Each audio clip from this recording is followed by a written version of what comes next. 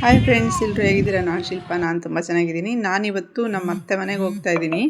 ಅಂದರೆ ನಮ್ಮ ಅತ್ತೆ ಮನೆ ಇರೋದು ನಮ್ಮೂರಲ್ಲೇ, ತವ್ರ ಮನೇಲಿ. ಹಂಗಾಗಿ ಅಲ್ಲಿ ಏನೋ ಶಾಸ್ತ್ರ ಇದೆಯಂತೆ.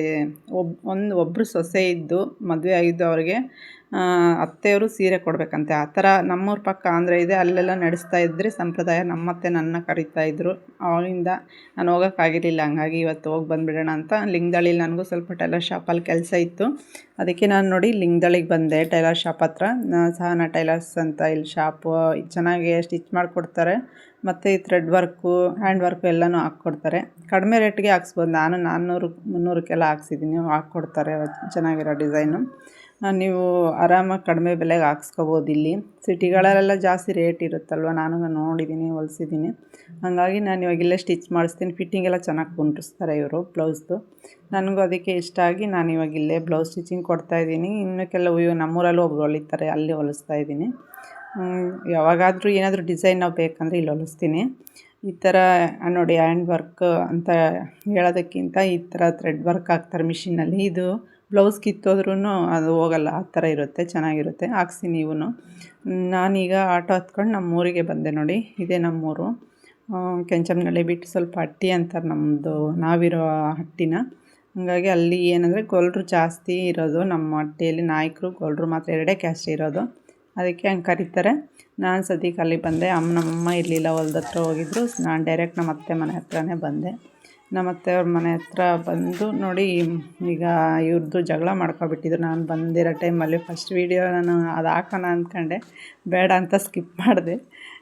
ಅದು ಹಾಕ್ತೀನಿ ಯಾವಾಗಾದ್ರೂ ಇನ್ನೊಂದು ಸರಿ.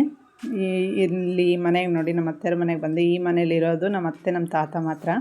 ನಮ್ಮ ದೊಡ್ಡ ಮಾವ CRP ಆಗಿದ್ದಾರೆ, ಅವರು ತುಮಕೂರಲ್ಲಿದ್ದಾರೆ. ನಮ್ಮ ಚಿಕ್ಕ ಮಾವ ಇಲ್ಲೇ ನಮ್ಮೂರಲ್ಲೇ ಇದ್ದಾರೆ. ಅವರು ಬೇರೆ ಕಡೆ ಮಕ್ಕಳು ಮತ್ತು ಅವ್ರ ಹೆಂಡ್ತಿ ಬೇರೆ ಕಡೆ ಇದ್ದಾರೆ.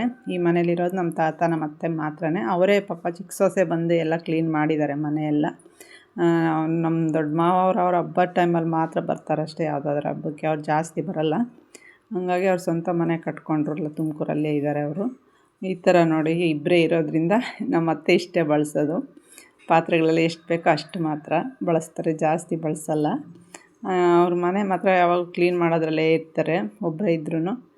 ಈಗ ಹಬ್ಬಕ್ಕೆ ಪಾಪ ಆಗಲ್ಲ ಅಂತ ಅವರೇ ಚಿಕ್ಕ ಸೊಸೆ ಮಾಡಿಕೊಟ್ಟಿದ್ದಾರೆ. ಈ ಥರ ಇದೆ ಫ್ರೆಂಡ್ಸ್ ನಮ್ಮ ಅತ್ತೆಯವ್ರ ಮನೆ. ಎಲ್ಲ ಹಳೇನ ಮನೆಗಳೇ ಇವೆಲ್ಲ. ನಮ್ಮ ರಿಲೇಷನ್ಸ್ ಯಾರು ಅಷ್ಟೊಂದೇ ಶ್ರೀಮಂತರಿಲ್ಲ. ಇಲ್ಲಿ ನಮ್ಮೂರಲ್ಲಿರೋರು ಬಡವರೇನೆ. ಆದರೆ ಪ್ರೀತಿಗೇನು ಕೊರತೆ ಇಲ್ಲ, ಸಂಬಂಧಕ್ಕೆ ತುಂಬ ಬೆಲೆ ಕೊಡ್ತಾರೆ ನಮ್ಮೂರಲ್ಲಿ. ಆ ಥರ ಇಲ್ಲಿ ನನಗಂತೂ ಇಷ್ಟು ಬಡತನ ಇದ್ದರೂ ನನಗೇನೋ ಇಲ್ಲಿರೋಕ್ಕೆ ಬೇಜಾರು ಅಂತ ನಂಗೆ ಅನಿಸಲ್ಲ. ಅಷ್ಟು ಖುಷಿಯಾಗುತ್ತೆ. ಅಲ್ಲಿದ್ದಷ್ಟು ನಾನು ಖುಷಿಯಾಗೇ ಇರ್ತೀನಿ ಎಲ್ಲರ ಜೊತೆನೂ.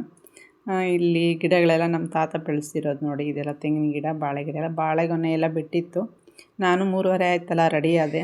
ನಾನು ಅರ್ಶಿನ ಕುಂಕುಮ ಎಲ್ಲ ಕೊಟ್ಟರು ಅವರು. ಅದೆಲ್ಲ ವೀಡಿಯೋ ಮಾಡೋಕ್ಕಾಗಲಿಲ್ಲ.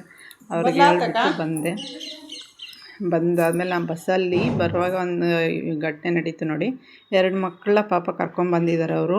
ಇಬ್ಬರು ಮಲಗಿಬಿಟ್ಟಿದ್ದಾರೆ. ಬಸ್ಸಲ್ಲಿ ಇಳಿಬೇಕಂದ್ರೆ ಅವ್ರಿಗೆ ಕಷ್ಟ. ಈಗ ಇಬ್ಬರನ್ನೂ ಎತ್ಕೊಂಡು ನಾನು ಬಸ್ ಹತ್ತಿದ ತಕ್ಷಣ ಅವಳ ತೊಡೆ ಮೇಲೆ ಮಲಗಿಸ್ಕೊಂಡೆ.